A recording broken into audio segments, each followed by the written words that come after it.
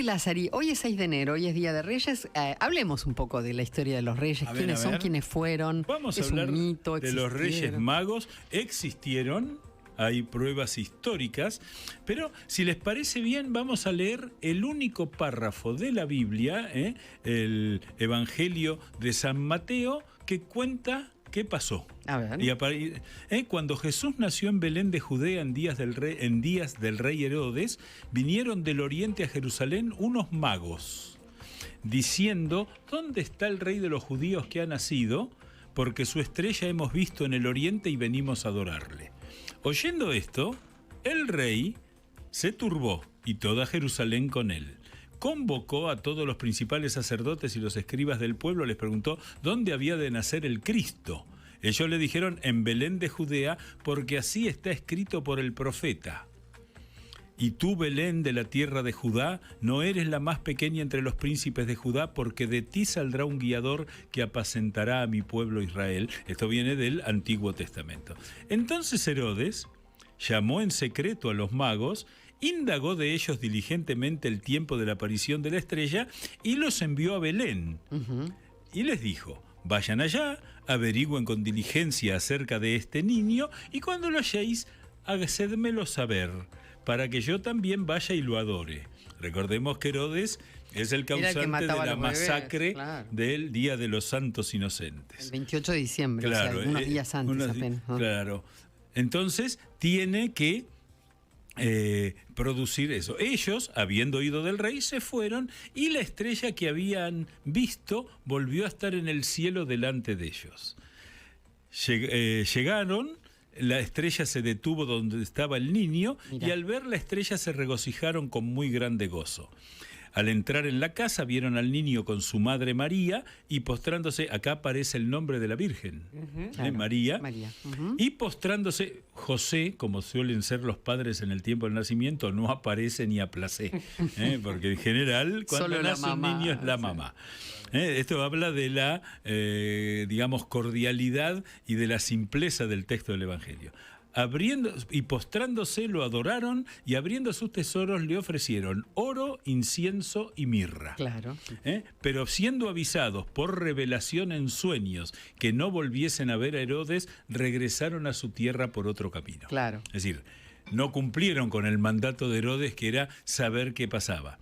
Bueno, este hecho tiene que ver, lo único que sabemos es que fueron unos magos y que esos magos que vinieron de Oriente se entrevistaron con Herodes. Ese es el hecho histórico que sabemos y que llegaron a adorar y le dejaron en un pobre establo de Belén los tres atributos. Elementos, y el oro, incienso y mirra. Acá no hablan ni de Melchor, ni de Baltasar, ni de Gaspar. El primer dato de los nombres de los Reyes Magos, que no son reyes tampoco, son magos. El rey es posterior, ¿sí? Incluso en algunas traducciones se habla de sabios, ni siquiera de magos, ¿no? Sino magos como grandes sabios. Claro. Los nombres aparecen en una iglesia de Rávena. Sabemos que Rávena es el territorio de Romeo y Julieta. Hay una vieja basílica de la época románica de San Apolinario, en la cual aparecen 3 mosaicos dedicados a los magos que adoraron al Señor, y ahí aparece Melchor, Baltasar y Gaspar. ¿De dónde salieron los nombres? Lo único que suponemos es que fue la tradición oral que se fue pasando dando de generación en generación. En el siglo XII se hace una obra de teatro, El auto de los Reyes Magos. Auto era la forma en que se hablaba de las pequeñas representaciones populares. El auto de los Reyes Magos, que entonces ahí aparece lo de Rey Mago, que también se supone que es una tradición. Pasaron a ser reyes. Y lo que queda claro es lo siguiente. Cada uno tiene un significado. Por ejemplo, un rey mago es anciano, un rey mago es joven y el otro es adulto. Claro, Melchor era el anciano. El anciano, exactamente. Gaspar era el joven y Baltasar era el adulto. Representa las 3 edades del hombre. Qué bien. Melchor representa Europa. Baltasar representa África y Gaspar representa Asia. O sea, cualquiera podría decir, y América, en ese tiempo había solo 3 continentes que se veían desde Tierra Santa. El oro es el símbolo de la divinidad de Jesús. El incienso es el oro es símbolo de la realeza de Cristo. El incienso es símbolo de la divinidad de Cristo y la mirra es el símbolo del sacrificio de Cristo. Es decir, no solo es eso que le entrega Baltasar, según la tradición, que es la mirra, es el anticipo de lo que iba a ser el final de la vida de Cristo humana con su crucifixión. Es decir, no solo fueron dones, sino que fueron anticipos. Y esta tradición se fue, transmitiendo. No es demasiado antigua la idea de los regalos que los reyes, sabemos que con un gran esfuerzo dan la vuelta al mundo en 24 horas, dejando en cada rincón donde chicos, hay niños, los chicos, que además siempre, lo que es maravilloso es que los reyes magos siempre dan ese regalito que el niño espera. Qué lindo, es decir, está en relación a lo que la familia acompaña y todo, ¿no? ¿Dónde nació la costumbre de los zapatos? ¿Dónde? No se sabe. No se sabe. Es decir, en algún momento se empezó a dejar los zapatos de los chicos. Antiguamente, y eso lo viví yo, salíamos a la puerta de mi casa y los zapatos quedaban en la vereda. Claro, porque los zapatos, yo recuerdo de mi infancia también, que se ponían en la puerta de la casa, si vivías en una casa, junto con el agua y el pasto. Te roban todo. Y no, claro. Pero no, probablemente haya sido alguien en la historia, porque en las culturas ancestrales la gente se sacaba los zapatos para entrar a las casas. Y además era la forma de saber que estabas. Claro, debe tener que ver con eso. Muy árabe eso, ¿no?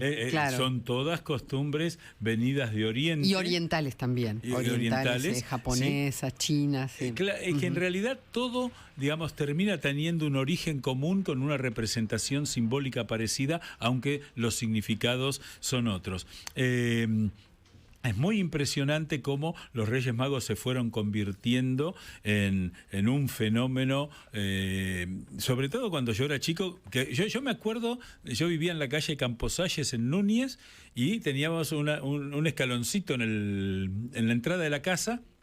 Y me acuerdo que yo acomodaba como debajo del escaloncito y dejábamos el agua y el pasto, que se saqueaban los maceteros de las veredas de las casas para sacar el pasto para los camellos. Para los camellos, claro. A mí lo que me sorprendió es que nunca se le dejaba nada a los reyes, pues se le dejaba el pasto y el agua que eran para los camellos. Sí, no pero para lo que hacían el laburo son los camellos, claro. Pobrecitos los reyes, que pobrecito. Mi viejo le dejaba cerveza. No, te juro. Y una picada. Mi viejo le dejaba cerveza, Dejaba pasto, agua y cerveza para los reyes. Mi viejo también. Una picada. ¿Viste? También. Bueno, la cuestión es que esta costumbre, sobre todo siglo XIX y siglo XX, se convirtió en algo tan importante que las tiendas, recordemos que el trono de los Reyes Magos estaba en Harrods y estaba en Gatti Chávez, y uno tenía que ir con la cartita, la dejaba. ¿Y cuál era el gran negocio de Harrods y Gatti Chávez? ¿Cuál era? Que vos te sacabas una foto, no era época de celulares, y vos te podías sacar una foto con uno, con dos o con los 3 reyes. Mirá. Y según fuera 1, 2 o 3 reyes, Harrods te cobraba 1, 2 o 3 fotos. Es decir, estaba el negocio detrás, pero los Reyes Magos que caminaban, había... perdón por la nostalgia, pero hacia 1975, 76, 50 años atrás, la calle Florida era una calle navideña. Recién se la había hecho peatonal, y entonces había 3 elementos. Papá Noel, que solía recorrer caminando Florida de Gatti Chávez en Perón y Florida hasta Harrods en Florida y Córdoba, Florida y Paraguay, donde están los amigos de Florida Garden, y después volvían los Reyes Magos, y en el medio Monseñor Menéndez, que fue uno de los primeros obispos que utilizaba la radio todas las mañanas en una gran radio colega. él estaba a las 6:15 de la mañana en la radio haciendo un micro de 15 minutos que se llamaba Cáritas San Martín, ayúdenos a ayudar. Y a la tarde también. Y después volvió a la tarde. ¿Y qué hacía Monseñor Menéndez desde el 8 de diciembre al 6 de enero? ¿Qué hacía? Se iba con monaguillos de todas las iglesias de San Martín a cantar villancicos a Florida. Y había 3 grupitos y la gente y por Se supuesto prendía, se sí. prendía y se recaudaba y los chicos vestidos de blanco pasando un calor porque Sí, hay que claro. estar con algo ahí. Pobrecito. Y eran los 3 hechos, digamos, de las fiestas porteños por excelencia que lamentablemente hemos perdido y que quizá haya que recuperar. Pues exactamente. Bueno, linda historia de los Reyes Magos.